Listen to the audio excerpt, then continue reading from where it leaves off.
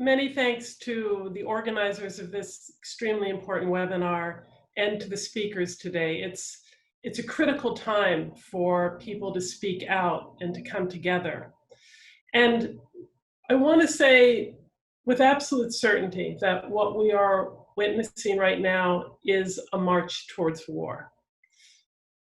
The most important thing, though, is that we not sit back and act as silent witnesses as this unfolds.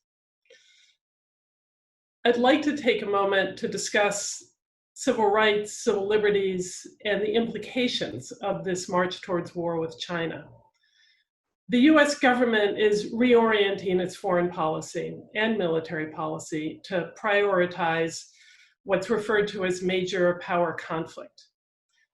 The military and foreign policy focus is being shifted away from the Middle East, a part of the world that has already been laid waste by US foreign and military policy, and is pivoted towards Asia with its sights set on China. The phrase major power conflict is most obviously a euphemism for world war. And there is a crucial domestic component in all wars, and that's the demonization of the targeted population. We must look back to the last World War and discuss what happened to Japanese Americans, an egregious chapter in American history that's been rejected and rebutted in the decades since. Japanese Americans and other Asian Americans during World War II were demonized, they were subject to extreme racism, and they were stigmatized as agents of Japan. There was a constant theme in this country that Japanese Americans were the enemy within. The racism and demonization was not only saturating through American society, but it was official policy of the US government. And as most people know, President Franklin Roosevelt issued an executive order, that was Executive Order 9066, which resulted in the terrorizing roundup of people of Japanese descent, theft of their assets and belongings, destruction of their careers, businesses, and lives, and their placement in concentration camps inside the United States. At that time, the FBI arrested thousands of community and religious leaders. They raided people's private homes. They seized people's property and claimed it was contraband. This was the official policy of the United States from 1942 to 1945. And in the lead up to this, and during that time, over and over again, military officials and politicians testified, told the American public falsely, over and over again, about the supposed threats and plans of Japanese Americans and people of Japanese descent and the threat they posed to the country.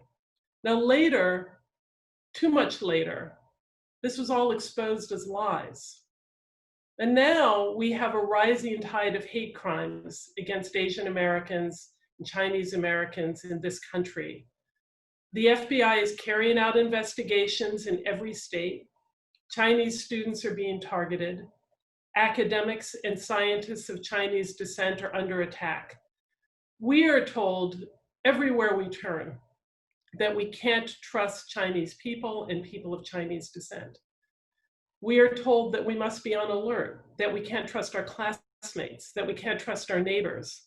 The director of the FBI, Christopher Wray, just this past week announced that the FBI was opening a new China-related domestic investigation every 10 hours, and that there are thousands of current investigations ongoing in the United States. This has to be understood, and it's important that people do understand that this is a replication of the pattern that played out in that last major power conflict of World War II.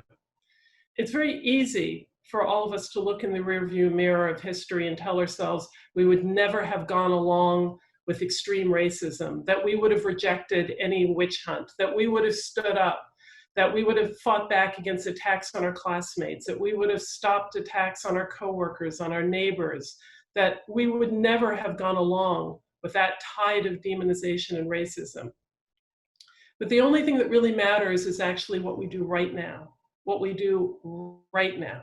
And all of us who are in the legal community, who say that we believe in civil rights, who say that we believe in civil liberties, and who do genuinely, in fact, fight for civil rights and fight for civil liberties, we have to stand with Chinese Americans and with people of Chinese descent, with the Asian American community, and we have to reject this racist witch hunt, and we have to do it now.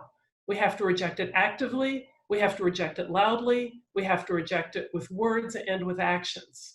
This racism is part of the demonization that is necessary to convince the American public and soften them up on the path towards war. We have to understand it for what it is. We must join together to stop this march towards war and the hate and racism that is part and parcel of it. The pivot to peace is really also a pivot against racism. And I'm glad to join with all of those who are coming together in the pivot to peace at this most critical time. So thank you, and thank you to everyone who is here today.